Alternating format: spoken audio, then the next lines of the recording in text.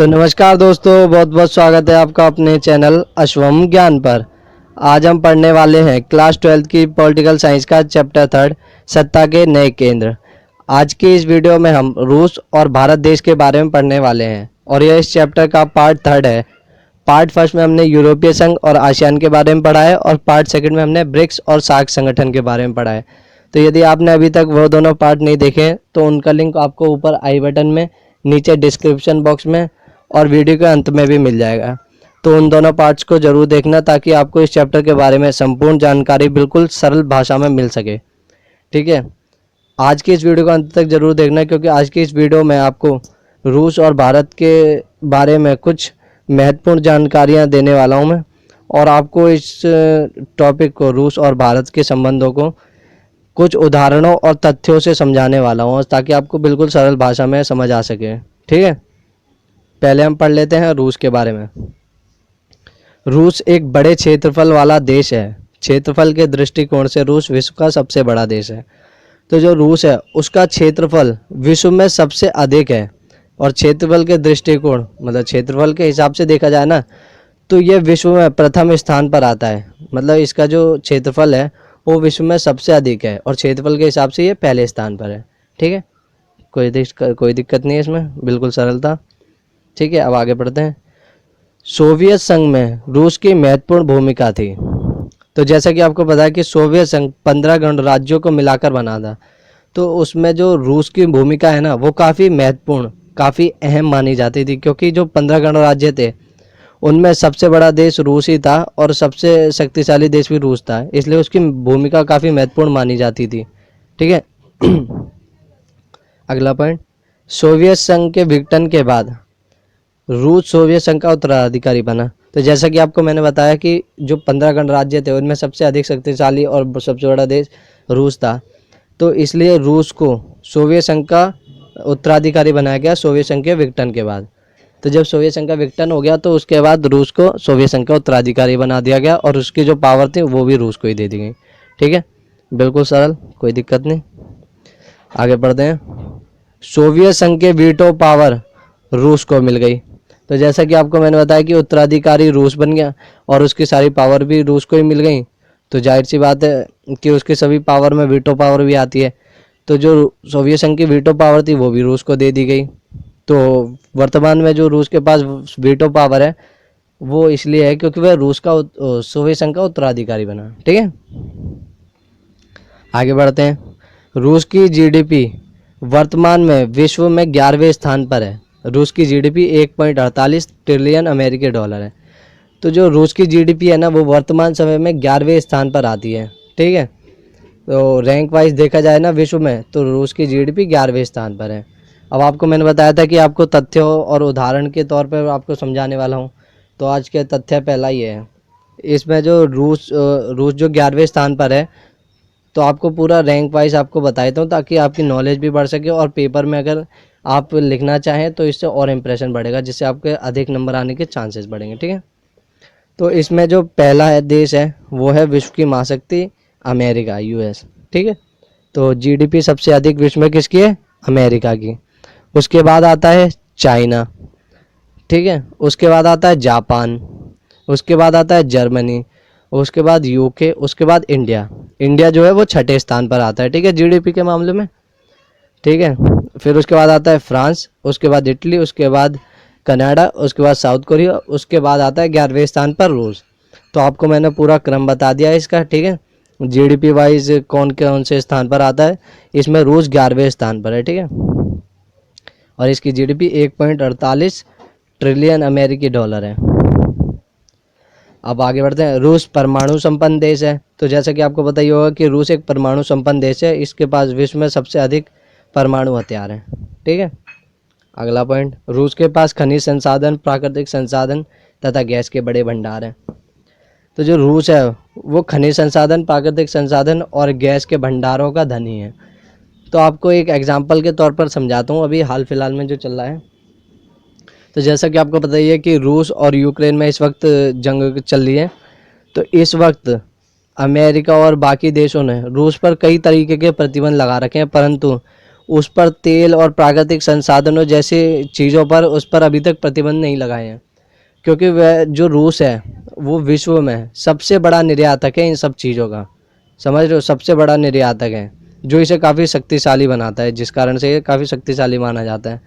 और हाल का ही आपको उदाहरण दूँ, आज जो हंगरी देश है वो यूरोपीय यूनियन का सदस्य है, ठीक है, यूरोपीय संघ का सदस्य देश है, परंतु उसने रूस से कह दिया है कि हम आपको रूबल में भुगतान करेंगे और आप उसके बदले में हमें तेल दे दो, क्योंकि रूस ने शर्त रखी हुई है कि मैं तेल तभी दूंगा जब आप हमें रूबल में भुगतान करोगे, ठीक है। तो इस बात को विरोध करते हुए यूरोपीय संघ में हंगरी ने यह कह दिया है कि हम रूस से तेल लेंगे और उसे रूबल भी देंगे, ठीक है, रूबल के मतलब रूबल का भुगतान करके उससे तेल लेंगे, ठीक है, यूरोपीय संघ में यह उसने कह दिया है।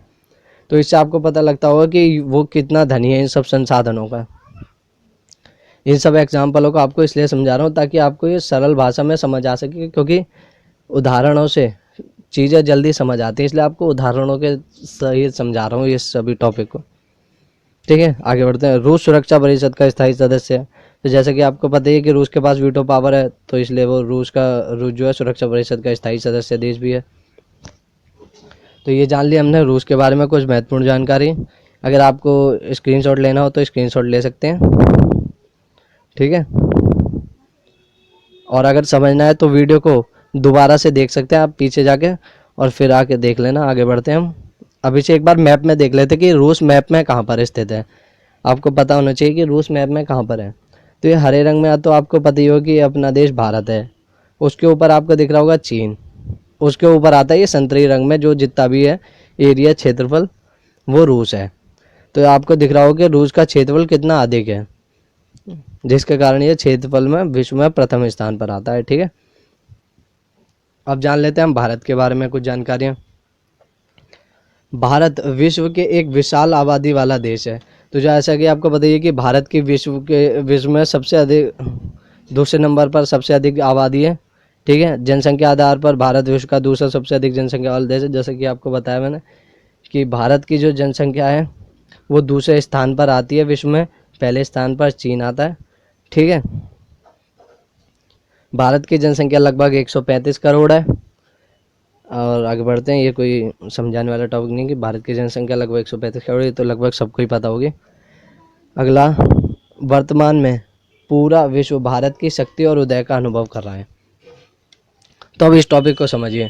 जो पूरा विश्व है ना वो अब भारत की शक्ति और उदय को महसूस कर रहा है, देख रहा है कि भारत कितनी तेज़ी से वृद्धि कर रहा है, जिस कारण से सभी देश भारत की ओर नज़र बनाए हुए हैं, भारत की ओर प्रस्थान कर रहे हैं, भारत में काफ़ी ज़्यादा निवेश कर रहे हैं और भारत को अपने पक्ष में लेना चाहते हैं। आगे पढ़ लेते हैं, फिर आपको पूरी तरीके से समझाऊंगा ये दोनों पॉइंट को एक साथ। 21वीं सदी में भारत को बढ़ती वैश्विक शक्ति के रूप में देखा जा रहा है। तो अब देखो इन दोनों पॉइंट को एक साथ समझो, आपको पूरे एग्जाम्पल के साथ समझाऊंगा, कोई दिक्कत वाली बात नहीं है, बिल्कुल सरल तरीके से समझाने वाला हूँ, ठीक है। तो इसमें बात ये है कि जो पूरा विश्व है ना वो ये समझ रहा है, वो सब महसूस कर रहे हैं कि भारत कितनी तेज़ी से वृद्धि कर रहा है और भारत आने वाले समय में एक वैश्विक महाशक्ति के रूप में उभर सकता है, ठीक है। इसलिए सभी देशों का रुझान भारत की ओर बढ़ता जा रहा है। अभी हाल ही का एग्जांपल दूं कि 2 अप्रैल में इजराइल के पीएम आए, ठीक है। उससे पहले रूस के विदेश मंत्री भारत आए, उससे पहले चीन के विदेश मंत्री भारत आए, उससे पहले ऑस्ट्रेलिया के जो पीएम है वो मोदी जी से वीडियो कॉन्फ्रेंसिंग कर रहे थे, ठीक है। जो बाइडन भारत से बातचीत करते रहते हैं हाल फिलहाल में ताकि भारत को अपने पक्ष में कर सके, ठीक है। बोरिस जॉनसन वो भी भारत से बातचीत करते रहते हैं, ठीक है। भारत के जो संबंध है ना वो विश्व में काफ़ी अच्छे होते जा रहे हैं और भारत काफ़ी तेज़ी से वृद्धि कर रहा है। यूँ मान लो कि पिछले 1-2 महीने में लगभग 20 विश्व के नेता भारत आ चुके हैं और भारत से बातचीत कर चुके हैं, मिल चुके हैं। तो इससे ही पता लगता है कि जो बाकी देश है वो ये महसूस कर रहे हैं कि भारत कितनी तेज़ी से वृद्धि कर रहा है, इसीलिए उनका रुझान भारत की ओर बढ़ता जा रहा है और वो भारत में निवेश भी कर रहे हैं और भारत को साथ संबंध अच्छे रखना चाहते हैं, ठीक है। आगे बढ़ते हैं। भारत का लक्ष्य $5 ट्रिलियन की अर्थव्यवस्था बनना है। तो ये भारत का जो भारत ने एक लक्ष्य स्थापित किया है जीडीपी में कि वह $5 ट्रिलियन की अर्थव्यवस्था बनना चाहता है। भारत का ये लक्ष्य है $5 ट्रिलियन की अर्थव्यवस्था बनना। वर्तमान में भारत की जीडीपी $2.66 ट्रिलियन है, तथा विश्व की छठे स्थान पर आता है जीडीपी में। ठीक है, तो जैसे कि आपको मैंने क्रम के हिसाब से बताया था कि पहले नंबर पर यूएस आता है, दूसरे पे चाइना आता है, तीसरे पे जापान, चौथे पे जर्मनी, पांचवें पे यूके और छठे पे आता है अपना देश भारत। तो भारत की जो जीडीपी है वो विश्व में छठे स्थान पर आती है 2.66 ट्रिलियन डॉलर से। ठीक है, भारत यूके से बस कुछ ही डॉलर से कम है। भारत जल्द ही यूके से आगे निकल जाएगा और पांचवें स्थान पर आ जाएगा। ठीक है, और भारत का लक्ष्य क्या है? 5 ट्रिलियन डॉलर की अर्थव्यवस्था बनना। यह आप याद रखना कि भारत का लक्ष्य है 5 ट्रिलियन डॉलर की अर्थव्यवस्था बनना। ठीक है, आपको बिल्कुल सरल तरीके से समझाता जा रहा हूँ, सभी टॉपिक क्लियर कराता जा रहा हूँ। ठीक है, और फिर भी कोई क्वेरी रह जाए, कुछ समझ ना आए तो कमेंट बॉक्स में लिख देना या फिर इंस्टाग्राम पर मुझे मैसेज कर देना। ठीक है, भारत के पास विशाल सेना है। तो आपको जैसे जैसे कि आपको पता ही है कि भारत के पास एक विशाल सेना है। विश्व में भारत की सेना काफ़ी विशाल है। ठीक है, भारत परमाणु संपन्न देश है। जैसे कि आपको पता है कि भारत के पास परमाणु हथियार है और वे परमाणु संपन्न देश है। ठीक है, लगभग करीब 140 से 150 के बीच में भारत के पास परमाणु हथियार है। ठीक है, विज्ञान और प्रौद्योगिकी के क्षेत्र में भारत काफ़ी तेज़ी से उभर रहा है। तो जैसा कि आजकल आप देख ही रहे होगे कि भारत कितनी तेज़ी से विज्ञान और प्रौद्योगिकी के क्षेत्र में उभरता जा रहा है, कितनी तेज़ी से साइंस और टेक्नोलॉजी में निवेश कर रहा है और कितनी तेज़ी से उभर रहा है, वृद्धि कर रहा है। ठीक है, भारत को तेज़ी से आत्मनिर्भर बनाया जा रहा है। मेक इन इंडिया जैसी योजनाओं के तहत भारत को आत्मनिर्भर बनाया जा रहा है। तो जो भारत है इसे अब आत्मनिर्भर बनाने की कोशिशें की जा रही हैं और इसके लिए काफ़ी सारी योजनाएं भी चला जा रही हैं, जिनमें से एक मेक इन इंडिया है। तो आप समझिए भारत को आत्मनिर्भर क्यों बनाया जा रहा है, क्यों कोशिश की जा रही है। क्योंकि देखिए, अगर भारत का कोई भी देश अगर आत्मनिर्भर होगा ना, तो वो तेज़ी से वृद्धि करेगा। क्योंकि जो पहले वो आयात करके चीज़ें मंगाता था महंगी महंगी, उसका वो पैसा बचेगा और भारत अपने देश में ही जब चीज़ें बनाएगा ना, तो उससे उसकी वृद्धि होगी काफ़ी तेज़ी से। क्योंकि देखा, कच्चा माल भी उसी के देश का और पक्का माल भी जो बनने के बाद तैयार होगा वो भी उसी के देश का। तो इससे उसी के देश का पैसा उसी के देश में रहेगा और चीज़ें जिस हिसाब से वो बनाना चाहता है उस हिसाब से वो बना सकता है। ठीक है, पहले क्या था कि कच्चा माल देते थे हम और पक्का माल वहाँ से लेते थे। अब जैसे दूसरे देशों से हम हथियार खरीदते हैं तो वो हमें काफ़ी महंगे पड़ते, जबकि हम वो अपने देश में बनाएंगे तो वो हमें सस्ते पड़ेंगे। ठीक है, जिससे हमारे देश को काफ़ी फ़ायदा होगा। ठीक है, अब हम जान लेते हैं भारत और रूस के संबंधों के बारे में कुछ जानकारियाँ। इसमें आपको जानकारियाँ देने वाला हूँ मैं, जैसा कि आपको मैंने शुरू में बताया था वीडियो के।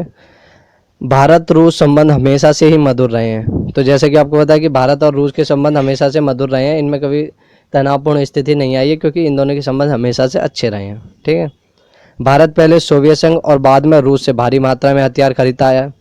तो जो भारत था वो पहले सोवियत संघ से काफ़ी भारी मात्रा में हथियार खरीदता था, और जब सोवियत संघ का विघटन हो गया उसके बाद वह रूस से भारी मात्रा में हथियार खरीदता है। तो इससे ही आप पता लगा सकते थे कि भारत जो सबसे ज़्यादा हथियार खरीदता है उसमें दूसरे नंबर पर रूस आता है। तो भारी मात्रा में रूस से भारत हथियार खरीदता है और संबंध हमेशा से काफ़ी अच्छे बने रहे हैं। ठीक है, भारत रूस की हमेशा से रूस भारत की और भारत रूस की हमेशा से ही सहायता करता है। तो जो आपस में ये देश है ना, ये दोनों आपस में एक दूसरे की सहायता हमेशा से ही करते आए हैं। रूस जो है उसने हमेशा से सुरक्षा परिषद में कश्मीर मुद्दे पर भारत का पक्ष लिया है, हमेशा भारत के पक्ष में रहा है रूस कश्मीर मुद्दे को लेकर। ठीक है,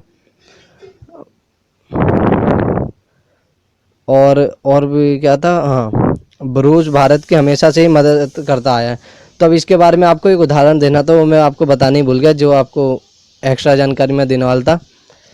तो अब देखिए, आपको एक उदाहरण देता हूँ। जब 1971 का भारत पाक युद्ध हो रहा था ना, उस वक्त अमेरिका, चीन, यूके, ईरान जैसे देशों ने अपने बॉम्बर जहाज भारत के समुद्र में उतार दिए थे। ठीक है, भारत के समक्ष उतार दिए थे और हमला करने के लिए वो आगे बढ़ ही रहे थे।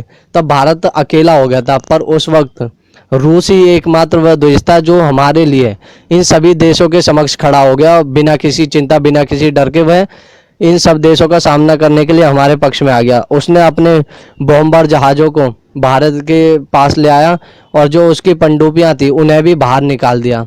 जो उसके हथियारों से लैस परमाणु वो थी पनडुब्बियां, उन्हें भी पानी से बाहर निकाल दिया था, जिन्हें देखकर बाकी देश घबरा गए और उन्होंने अपने कदम पीछे बढ़ा लिए, जिसके कारण भारत पर से दबाव हटा।